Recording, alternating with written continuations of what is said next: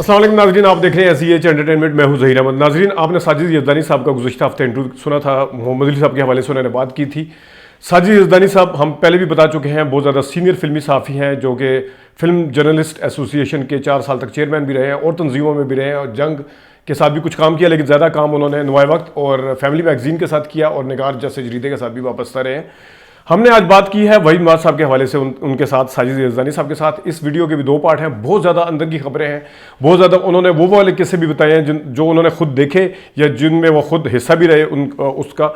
सबसे पहले उन्होंने बताया कि 1970 में जब उन्होंने पहली दफ़ा इंटरव्यू करने के लिए कहा वहीद मुराद साहब को, तो उन्होंने कैसे इनकार किया, फिर वो इंटरव्यू के लिए कैसे माने थे। गालबन वो पैमाना अखबार था जिसके लिए इंटरव्यू किया था वहीद मुराद साहब का साजिद यज़दानी साहब ने, वो कैसे माने थे, फिर किसने इसमें किरदार अदा किया था और उस इंटरव्यू का अहवाल था, उससे पहले वो क्या सोच रहे थे वहीद मुराद साहब। फिर उसके बाद उन्होंने जावेद जब्बार साहब के हवाले से बताया, जो कि महरीन जब्बार के वालिद हैं। महरीन जब्बार आपको पता है ड्रामे बनाती हैं, और जावेद जब्बार साहब ने खुद भी एक इंग्लिश फिल्म भी बनाई थी और एक इंटरनेशनल उसमें आर्ट मूवी बनाई थी।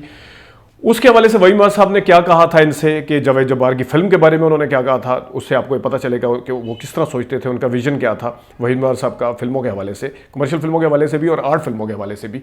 फिर उन्होंने जावेद फाजिल साहब का एक किस्सा बताया, जो कि वैसे तो काफ़ी दफ़ा हम जिक्र कर चुके हैं, लेकिन इन्होंने एक नई बात बताई कि जावेद फाजिल साहब ने आहट फिल्म की शूटिंग के दौरान जब नदीम साहब से सब ऑटोग्राफ ले रहे थे, वहीद मुराद साहब के चेहरे की तरफ देखकर क्या सोचा और क्या ख्याल आया उनके जहन में, ये बड़ा इंपॉर्टेंट है। और जावेद जब्बार वहीद मुराद साहब की फैमिली जो थी, उनकी फैमिली ने उनके जवाल के वक्त में या उनकी परेशानी के वक्त में कितना साथ दिया, ये भी साजिद यज़दानी साहब ने बताया। और वहीद मुराद साहब अपने किस दोस्त के साथ या अपने दोस्तों में से, साथी अदाकारों में से या डायरेक्टर्स में से किस से ज़्यादा डिसअपॉइंट हुए थे, उन्हें क्यों डिसअपॉइंटमेंट थी, ये भी बताया उन्होंने।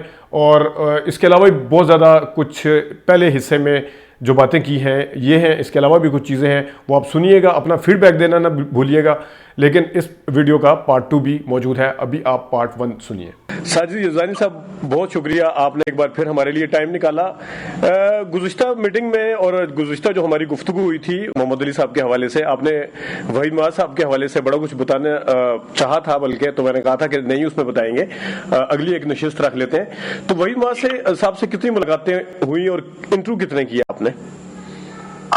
यहाँ मुझे ये बताते हुए कोई हार महसूस नहीं हो रही कि मेरा शुमार वहीद मुराद के परिस्तारों में रहा है। अच्छा, ठीक। क्योंकि प्रोफेशनली जब मैं जर्नलिज्म में आ गया पूरी तरह, तो फिर हमें जाहिर पार्टी तो नहीं बनना पड़ता, इसलिए मैं उसकी जो परिस्तारों की किसी भी तंजीम का मेंबर नहीं रहा।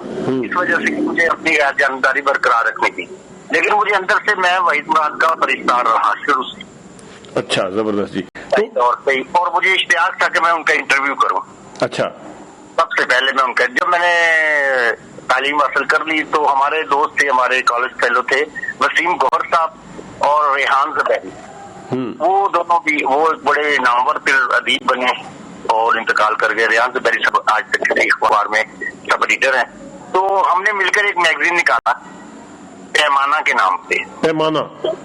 तो उसमें ये हुआ कि वो हम तीनों बंदे दोस्त जो थे ना मिलकर, एक मोहम्मद अली का फैन था, एक नदीम का और मैं वहीद मुराद का था। अच्छा, ठीक। तो ड्यूटी लगी कि मैं वहीद मुराद का पहले इंटरव्यू करूंगा, उन्होंने कहा मैं मोहम्मद अली का। वो बेचारों का तो हाथ ना पड़ सका, चूंकि नए नए लोग थे तो टाइम लेना बड़ा मुश्किल काम था, मेरे लिए भी मुश्किल था, चूंकि मैं वहीद मुराद का इंटरव्यू लेना मेरे लिए वाकई एक बड़ा मसला था, लेकिन मेरे लिए आसानी। और ये किस, साजिद भाई, ये किस सन की बात कर रहे हैं हम? ये 70 के 70? जी 70। अच्छा, माशाल्लाह। हाँ जी, आज से 50 साल पहले जी। और उस टाइम तो तीनों पीक पे थे, आपने जो तीनों नाम बताए। वहीद मुराद साहब का रूज था, मोहम्मद अली, वहीद मुराद, नदीम साहब आ चुके थे, शाहिद साहब आ चुके थे, लेकिन वहीद मुराद का टपूती बोल रहा था। और उस जमाने में जरा एक समझा जाता था कि वो मगरूर भी हैं। अच्छा। क्योंकि मैं मिला भी तो उन्होंने भी मुझे भी घास नहीं डाली। तो मैंने इंटरव्यू का कहा तो उन्होंने कहा यार क्या पूछोगे मुझसे, क्या खाते हो, क्या पीते हो, क्या नाम है, क्या वालद करते हैं क्या मैं इंटरव्यू नहीं देता, उन्होंने मुझे इग्नोर कर दिया। अच्छा। तो हदायतकार जमशेद नकवी थे मरहूम जी, उन्होंने बड़ा रखा उनको, बिल्कुल कि उन्होंने वहीद मुराद के वो भाइयों की तरह था, उनको वो अपना भाई कहते थे, भाईजान कहते थे, वहीद मुराद को वो भाईजान कहते थे। अच्छा। मोहम्मद अली को भाईजान कहते थे, लेकिन उनकी फिल्में खरीदा और وہ تھی کیا اپنا پیاری تھی، آئی لو یو تھی، خریدار نہیں تھی، خریدار اس کی تھی، حسن طارق کی تھی، نشانی تھی، جی وہی صاحب کے ساتھ وہ فلمیں بناتے تھے. میرے وہ دوست تھے کیونکہ والد صاحب کے آفس میں آیا کرتے تھے. تو میں نے کہا یار یہ پرابلم، کہتے یار اسٹوڈیو کیا گھوم رہے ہو. میں نے کہا میں وحید کمار صاحب کا انٹرویو کرنے آیا ہوں تو وہ لفٹ نہیں کروا رہے. تو کہنے کوئی مسئلہ ہی نہیں ہے. اس نے جا کے لگا یار میرا چھوٹا بھائی ہے اور آپ انٹرویو کیوں نہیں دے رہے ہو. کہتے یار وہی روایتی ہوں گے، یہ وہ فلانٹنگ یہ بہن آ جاتے پتہ نہیں کہاں سے، یہ وہ انہوں نے روایتی جملے بولے. تو انہوں نے کہا نہیں یہ میرا بھائی ہے اور آپ انہیں ٹائم دیں. اسی وقت بریک جب ہوئی انہوں نے کہا آپ نے جانا نہیں. جمشید صاحب نے کہا کہ آپ میرے دفتر میں ان کو ساتھ لے جائیں. میں ان کے آفس پروڈکشن آفس میں آ گیا ایونیو میں، ایونیو اسٹوڈیو میں. تو ان کے کمرے میں آ گیا. پھر سوال جواب کا سلسلہ میں نے بھی ٹھان لی، چکے اب چیلنج بن گیا میرے لیے کہ انہوں نے میری چیلنج کر دیا کہ آپ کیا آپ یہ پوچھیں گے کیا کھاتے ہیں ابھی تک. پوچھنا بھی یہی چاہیے تھا کہ کیا پوچھیں. میں نے پھر جو سوالات کیے بعد میں جب انٹرویو ختم ہو گیا تو انہوں نے اٹھ کر وہ اسمائل تو کم ہی یہاں پہ مسکراتے تو کم ہی تھے، زوردار طریقے سے تو کیا کر ہی لگاتے تھے، لیکن اسمائل دی اور مجھے تبکی دے کے کہا یار شاباش آپ نے بہت اچھا انٹرویو کیا، بڑی تیاری سے آئے تھے لگ. میرے سامنے وحید مراد تھے جو لاکھوں دلوں کی دھڑکن ہے اور جو خوابوں کے لوگوں کی، خواتین کے شہزادے ہیں خوابوں کے، وہ میرے سامنے ایک عظیم آدمی ہے. اور تو میرے لیے واقعی چیلنج تھا آپ کا انٹرویو کرنا. اگر آپ کو پسند آ گیا تو شکریہ. کہتا یار یہ شائع ہو تو مجھے ضرور دینا. تقاضا کیا انہوں نے، جب شائع ہوا میں نے انہیں دیا، وہ میں آپ کو تصویر بھی پیش کروں گا، وہ دیکھ رہے ہیں. اور ہمیں وہ تصویر بھی دیجیے گا. میں آپ بڑی اچھی گفتگو کر رہے ہیں، صرف بیچ میں اس لیے آیا ہوں کہ ایک تو وہ تصویر بھی دیجیے گا، دوسرا اگر وہ والا انٹرویو آپ کے پاس پڑا ہے تو وہ ہم چاہیں گے سر وہ بھی ہمیں بھیجیں، پیمانہ والا. اب میں اس ڈھونڈا، وہ بہت پرانا ریکارڈ کا ہے تو اس کو ذرا ڈھونڈنا تھوڑا میرے لیے مشکل بن جائے گا، اس لیے کہ میں شفٹنگ میں رہا تو میرا ریکارڈ کافی ضائع ہو گیا. اچھا چلیں ٹھیک، چلیں مل گیا تو ٹھیک ہے. تو آپ بتا رہے تھے یہ تو ہو گیا پہلا انٹرویو، پھر آگے کیسے سلسلہ چلا، آگے کیسے؟ جب انٹرویو شروع ہو گیا تو انہوں نے پڑھا تو انہوں نے مجھے بھرپور داد دی، جس کے بعد وہ پھر زیادہ کھل کے میرے ساتھی کو انہیں سمجھ آ گئی کہ میں ان کو اچھی طرح سمجھ گیا ہوں. ان سے جو سوالات کیے وہ بڑے مشکل تھے. یعنی میں اگر ایک دو آپ کو ہلکے سے پوائنٹ بتا دوں. جاوید جبار صاحب کی فلم ان دنوں ایک سافر فلم انہوں نے 8 مووی بنائی تھی، پیزا تھا مینا کو لے کر، انگلش اردو میں تھی. تو وہ فلم ریلیز ہوئی تو میں نے اس کے والے سے پوچھا، ان کے ڈائریکٹر تھے جاوید جبار، سینیٹر بھی ہوئے. جی بالکل، پیپلز پارٹی کے سینیٹر رہے ہیں اور فلم ایسوسیشن کے بھی کچھ نہیں. یہ فلم بنی ہے، آپ اس کے بارے میں کیا رائے رکھتے ہیں؟ تو کہنے لگے جاوید جبار یار میرا کلاس فیلو رہا ہے، اسے کیا پتا ڈائریکشن کیا ہوتی ہے، فلم کیا ہوتی ہے، میکنگ کیا ہوتی ہے. وہ ایڈیٹنگ کا بندہ ہے، ایڈیٹنگ کا وہ جا کر کام کرے. فلم آپ نے دیکھی ہے کیسی لگی آپ کو؟ فلم بنانا تو بہت مشکل کام ہے، یہ آسان کام ہے. وہی زبردست تنقید تھی. میں نے انہیں 8 فلموں کے والے سے کہا کہ آپ کیوں نہیں 8 فلمیں یہاں بناتے؟ انہوں نے کہا بھیا یہ کام ہمارے کرنے کا نہیں، چونکہ ہم تو پوری طرح ابھی تک کمرشل فلم نہیں بنا سکتے پوری طرح. پیچھے فلم بناتے میں سمجھتا ہوں وہ بھی ہماری انٹرنیشنل معیار کی نہیں ہے.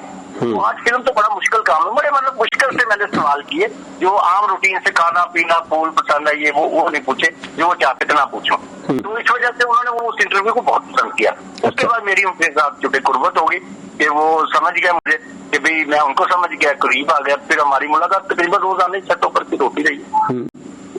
جی ٹھیک ہے. اور ویسے یہاں سے یہ پتہ چلتا ہے کہ ان کا میرے خیال میں رہا ہوگا کہ بجٹ کا شاید پاکستان کے اندر آپ کو بھی پتا ہے کہ ایشو ہے. جس طرح آپ نے کہا نا کہ ہم تو ابھی انہوں نے بتایا کہ ہم تو کمرشل فلم نہیں بنا سکتے، تو ان کا ذہن تھا اس سائڈ پہ کہ فلم کو جتنا اچھے طریقے سے پیش کیا جائے تو وہ زیادہ بہتر ہے. نہیں کیونکہ وہ ایک پڑھے لکھے نوجوان تھے، کیونکہ فلم انڈسٹری میں پوری تیاری کے ساتھ آئے تھے. ان کے پروڈکشن اور سب تھا. پھر انہوں نے پرویز ملک جیسے، مسرور انور، سہیل رانا جیسے لوگوں کو متعارف کرایا. دیکھے نا یہ، اور وہ بھی میکنگ کے اعلیٰ معیار کے لوگ تھے. پرویز ملک صاحب بھی باہر سے پڑھ کر آئے تھے، ڈائریکشن کی تربیت لے کر آئے تھے. انہوں نے ایک ٹیم بنائی تھی، ارمان احسان جو بھی فلمیں بعد میں بنائی انہوں نے. تو وہ ثابت ہوا، انہوں نے ثابت کیا کہ یہ فلم جو واقعی ایک ایسا کام ہے جو بڑے پڑھے لکھے انٹلیکچوئل لوگوں کا کام ہے. اس ٹیم نے پھر پاکستان انڈسٹری کا رخ بدل دیا. ساجد بھائی میں نے ابھی تک وحید مراد صاحب کے حوالے سے جتنے بھی انٹرویوز ان کے مداحوں کے یا کسی جرنلسٹ کا کیا ہے تو وہ زیادہ تر جو ہے 81 82 77 تک سے شروع ہوتا ہے مطلب ہے.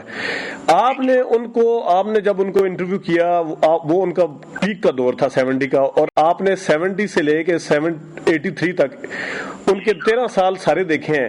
ہمیں ذرا بتائیں کہ پیک میں ان کا بیہیویئر, ان کا رویہ کیسا تھا, پھر کیسے زوال آیا, اس کو وہ کیسے دیکھتے تھے, آیا کہ اپنے کولیگز کے ساتھ کیسے تھے, کوئی اس طرح کا قصہ جو ان سے ریلیٹڈ ایسا ہو جس میں ان کے ڈاؤن فال کی وجہ سے ان کی جو پریشانی تھی یا ڈس اپوائنٹمنٹ تھی اس کو بتا سکیں, یا کوئی بھی اس طرح کی چیز بتا سکیں. آپ نے پورا ان کا ایک سفر دیکھا ہے ایک قسم کا.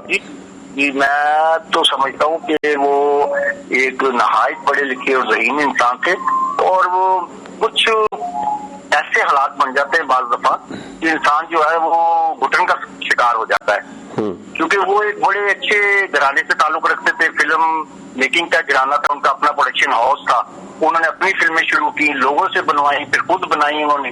تو ایک سونے کا چمچہ لے کر پیدا ہونے والا وہ بچہ تھا.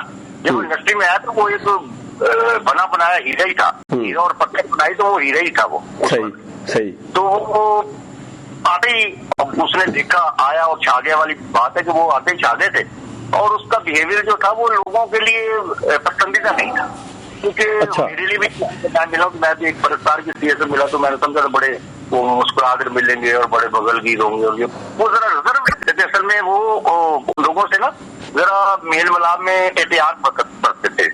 تو وہ اس حوالے سے میں کہہ سکتا ہوں مغرور تو نہیں تھے. ہم انہیں کہتے تھے, ہم اسٹوڈیو میں مشہور تھا کہ یہ مغرور ہیں, مغرور نہیں تھے لیکن تھوڑا متاث کہہ لیں, وہ متاث تھے. تو وہی میں پوچھنا چاہ رہا ہوں کہ جی مطلب فلمیں ہٹ ہوتی تھی, ریلیز ہوتی تھی, وہ بھی آپ نے دیکھا ہوگا, تو فلمیں ناکام بھی ہوتی تھی, وہ کیسے اس کو وہ دیکھتے تھے ان تمام چیزوں کو؟ دیکھیں نا, آپ دیکھیں کہ وہ زمانہ تھا کہ برے صغیر میں دو بندوں کا ہیئر سٹائل جو مشہور ہوا, برے صغیر میں دلیپ کمار کٹ اور وحید فرحات کٹ. جی جو سٹائل تھا اس میں ہیئر سیلون پر جا کر لوگ کہتے تھے یہ کٹ مشہور ہے کہ اس سٹائل کا آپ کی کٹنگ چاہیے. تو یہ دو ہی بندے برے صغیر میں ہوئے جن کا سٹائل مشہور ہوا, دلیپ کمار اور ادھر وحید فرحات. اور یہ مقبولیت کا عالم تھا. خواتین میں تو بے خصوص, اور عوام میں بالعموم کہہ لیں کہ خواتین ایک دفعہ کا بہت مشہور واقعہ تھا, اخباروں میں پرنٹ ہوا کہ وہ اس زمانے میں فردوس مارکیٹ تھی, وہاں گلبرگ میں ایک آدھی مارکیٹ ہوا کرتی تھی لبرٹی میں. جب وہ شاپنگ کر کے باہر نکلے کسی اسٹور سے تو ان کی گاڑیوں پہ لپسٹک کے نشان لگے ہوئے تھے. اچھا. یعنی خواتین اس کی گاڑی تک کو چوم کے گئی ہیں, اندازہ کریں. اور ان کے خواتین کے پرس میں سے اور ان کی اکثریت جو ہوتی تھی اسٹوڈنٹ, ان کی کتابوں میں سے وحید فرحات کی تصویریں برآمد ہوا کرتی تھی. یہ اس کی روج کا اور مقبولیت کا یہ عالم. اب اندازہ کر لیں جس بندے نے اتنا عروج دیکھا ہو پھر وہ زوال کیسے برداشت کر سکتا تھا. اس کے لیے ایک بڑا مسئلہ بن گیا کہ جب اسے نظر انداز کیا جانے لگا, کیونکہ اس کا ایک واقعہ محمد جاوید فاضل صاحب ڈائریکٹر سے بڑے اعلیٰ, اللہ ان کی محترم ہے, انہوں نے بتایا کہ وہ جب میری فلم آہٹ کی آؤٹ ڈور شوٹنگ کے لیے مری میں گئے تو ندیم صاحب تھے اور وحید فرحات اس میں کاسٹ میں تھی. تو مری میں جب شوٹنگ ہوئی تو ایک قافلہ آیا بس کا گاڑیوں کا جو کسی کالج یا کسی یونیورسٹی سے ٹور پر آئے تھے وہاں پہ. اس میں ہالس پہ ہال خواتین اور حضرات اور جو اسٹوڈینٹس تھیں وہ دوڑتی ہوئی, جب دیکھا کہ وہ اب فنکار بیٹھے ہوئے تو آٹوگراف لینے اور تصویریں بنوانے کے لیے دوڑے لوگ اس کی طرف. اب آپ اندازہ کریں بقول جاوید فاضل صاحب کے کہ ایک بندہ جس نے اتنا عروج دیکھا کہ خواتین اس کے لیے ترستی تھی, جن خوابوں کی مطلب شہزادہ تھا خوابوں کا. اب یہ عالم ہو گیا تھا کہ جب ندیم کا ہٹ دور شروع ہوا تو خواتین کا وہ سیدھا وحید کو اگنور کرتے ہوئے ساری خواتین جو وہ ندیم کے پاس گئی, اس سے آٹوگراف لیے, ان کے ساتھ تصویریں بنائی. بقول جاوید فاضل صاحب کے میرے لیے وحید فرحات اسی دن انتقال کر گیا تھا. اچھا. وہ تاثرات میں نے اس کے چہرے کے دیکھے تھے. اس کے بعد وہ بہت زیادہ مغموم ہو گیا تھا, اس دیکھ کر کے بھی میرا زوال شروع ہو گیا, اور اس کے بعد وہ پیچھے کی طرف جاتا رہا. اور جس طرح مطلب ہے کہ آپ کو کبھی ادھر ادھر سے خبر پتہ چلی ہو, ڈائریکٹ کبھی بات ہوئی ہو, یا کسی سے شکوہ شکایت تھی انہیں اپنے کسی کولیگز ہیرو سے یا ڈائریکٹر سے؟ نہیں, انہیں اپنے ڈائریکٹرز پہ تھی. ہمارے جو سینئر ڈائریکٹر تھے ان کے پرویز ملک تو ان کے دوست تھے ظاہر, شروع کے زمانے کے بعد میں چھوڑ گئے تھے. جی. اور انہوں نے کہا کہ اچھے وقت میں نے ان کا بڑا ساتھ دیا, انہوں نے ڈائریکٹر بنایا اور اپنی ابتدائی فلمیں ان کو دیں, ان کو اس مقام تک پہنچایا. لیکن اب جب میرا وقت ایسا آیا تو انہوں نے مجھے اگنور کر دیا ہے. وہ شاہد محمد علی کو لوگوں کو لے رہے تھے زیادہ فلموں میں, تو ان کو اگنور کر رہے تھے. اس کا انہیں دکھ تھا کہ پرویز ملک صاحب انہیں کاسٹ نہیں کر رہے. اس کے علاوہ ان کے جو دوست تھے اور بھی کراچی سے جن کا تعلق تھا وہ بہت کم فلموں میں کاسٹ کر رہے تھے. اس وجہ سے حالانکہ وہ میں سمجھتا ہوں ایز اے جرنلسٹ کہ اگر وہ اس وقت اس کو برداشت کر لیتے اس دور کو تو بیٹھ پہ جاتا ہے. بالکل کاروبار میں بھی آتا ہے, ہر جگہ آتا ہے. ہر جگہ جب زوال ہو ہی گیا تو انہیں سمجھ آ ہی گئی تھی. وہ پڑھے لکھے تھے, سمجھدار تھے. وہ اپنے پروڈکشن ہاؤس جو پہلے تو ان کے والد بھی چلا رہے تھے نثار مراد صاحب, تو اس کو وہ فعال کر سکتے تھے, فلم سازی کرتے, ڈرامے بناتے, فلمیں بناتے اور اپنا کیریئر جو ہے وہ تھوڑا سا چینج کر لیتے. مگر انہیں برداشت ہی نہیں ہوا, یہ بالکل برداشت نہیں ہوا. تو وہ اس میں بھی پڑ گئے, اپنا نیند کی گولیاں کھا لی, مینٹس لیتی, اس قسم کے منشیات ان کے بارے میں مشہور ہو گیا کہ وہ گولیاں کھانے لگے ہیں, وہ آؤٹ رہنے لگے ہیں. اور ان کی فیملی کا کتنا تھا یعنی اس برے دور کے ٹائم پہ فیملی ساتھ کھڑی تھی؟ جی بالکل نہیں, بالکل نہیں, جیسا کہ ہونا چاہیے تھا. اس وقت ان کی فیملی ان کو چھوڑ کر, ان کی بیگم جو اپنی بچی کو لے کر ساتھ, وہ امریکہ روانہ ہو گئی. ان کو تنخواہ چھوڑ کے, جب وہ ٹوٹے ہوئے تھے بالکل, جب انہیں سمیٹنے کی ضرورت تھی, وہ بندہ اکیلا گھر پہ پڑا رہتا تھا. یہاں تک کہ ایک دفعہ جب صبح وہ آ رہے تھے کہیں سے, تو وہ گولیاں ظاہر کھائی ہوں گی یا پان تو منشیات والا ایسا, تو وہ گاڑی جو ان کی 6 والی نہر آپ نے لاہور میں دیکھی, جی وہاں گاڑی ایک درخت سے ٹکرائی اور گاڑی نہر میں گر گئی اور یہ شدید زخمی ہوئے, جنہیں اٹھا کر لوگ ہاسپٹل لے گئے. میں ان دنوں علی سفیان افاقی صاحب کے ساتھ اسسٹنٹ تھا, تو ہم اسٹوڈیو میں سے پتہ چلا تھا افاقی صاحب نے گاڑی اپنی نکالی, کہتے یار چلو فوراً ہاسپٹل چل رہا ہے, وہی رات کا پتہ کریں.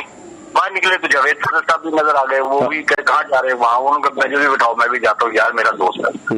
وہ گاڑی میں لے, ہم جب ہاسپٹل پہنچے تو وہی صاحب جو زخمی حالت میں ہاسپٹل میں, انہیں کوئی ٹریٹمنٹ نہیں مل رہا تھا ہاسپٹل میں. پہچان لیا ہوا تھا نامعلوم افراد, نامعلوم فرد کی طرح وہ ایک لوگ جیسے سرکاری اسپتال میں کرتے ہیں, وہ پڑے ہوئے تھے. اس کو پہچان بھی نہیں رہا تھا. ان کی حالت یہ تھی کہ کوئی ان کی شکل کو, کل تک کا وہ شہزادہ جو تصویروں میں اور پوسٹروں پہ اور دنوں پہ راج کرنے والا تھا, وہ وہاں پر ایک نامعلوم فرد کی طرح پڑا ہوا تھا.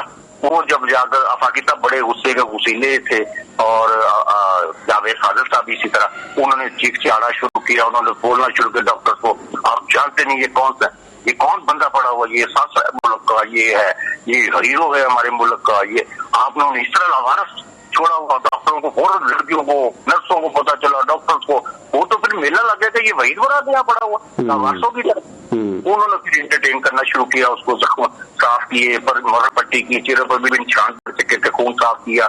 ان کو پھر ابتدائی طبی امداد دے کر پھر افاقی صاحب اپنی گاڑی میں, چونکہ ان کی گاڑی گر چکی تھی نہر میں, تو ان کو اپنی گاڑی میں گھر تک ڈراپ ہم نے کیا ان کو. اس کے بعد میں نے پھر لاسٹ انٹرویو بھی کیا ان سے.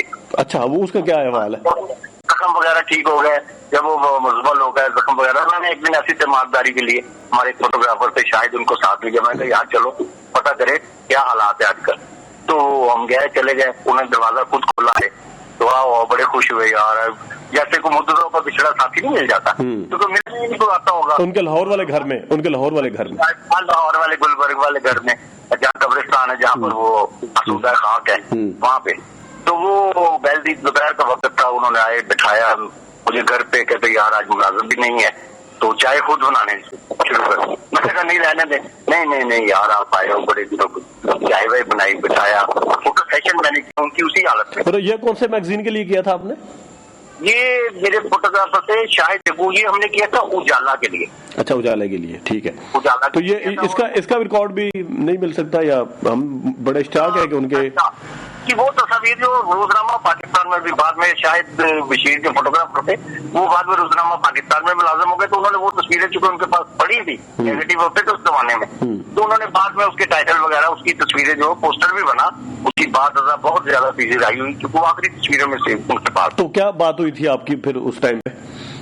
ان میں حالات کے واقعات کی پتہ چلا کہ وائف اور وہ بھی جا چکے ہیں, بچہ ان کا عادل جو تھا نا وہ موجود تھا اس وقت. اچھا, وہ بات کھیل رہا تھا, کبھی سوفوں پہ آگے, کبھی پیچھے اچھل کود جو بچے کر رہے ہوتے ہیں, تو بچہ وہ لا تعلق ہماری گفتگو سے وہ ادھر ادھر گھوم رہا تھا. میں نے کہا عادل ادھر ہے, کہنا ہاں وہ یہ میرے پاس ہی ہے. تو بچہ اسی طرح گھوم رہا تھا, وہ گپیں شپیں ہو رہی تھی, پوچھ رہے تھے. میں نے کہا کیا حالات ہے یہ, اب ان سے کیسے بندہ کہہ سکتا تھا کہ آپ اس قدر زوال میں ہے اور آپ اپنے آپ کو سنبھالیں, क्योंकि वो तो अपने आप को हीरो ही समझ रहे थे। आखिरी फिल्म भी हीरो बनाई, बिल्कुल कि वो चैलेंज समझ रहे थे, वो अपने आप को हीरो ही उसी मनसब पर देखना चाहते हैं, इसीलिए उसने अपनी आखिरी फिल्म का नाम हीरो रखा। और हीरो के बारे में भी ये आपको और बता दूं वाकया, जी अक्सर कहा जाता है कि आर्टिस्टों ने बहुत तावन किया उस फिल्म को भी लेट होने में, ताकि उनकी रहनत के बाद ही रिलीज हुई। उसकी वजह भी बनी कि उनके साथियों ने, जो अच्छे दौर में उनके बड़े दोस्त और दोस्तियों के दावे करते थे, उन्होंने बाद में उन्हें बहुत मतलब नुकसान पहुंचाया। नाज़रीन, ये थे साजिद यज़दानी साहब पार्ट 2 के साथ। उसमें भी काफ़ी सारी खबरें हैं, काफ़ी सारे किस्से हैं। हम आपकी खिदमत में अगली वीडियो में आएंगे। आज के लिए इतनी इजाज़त दीजिए। अल्लाह हाफ़िज़।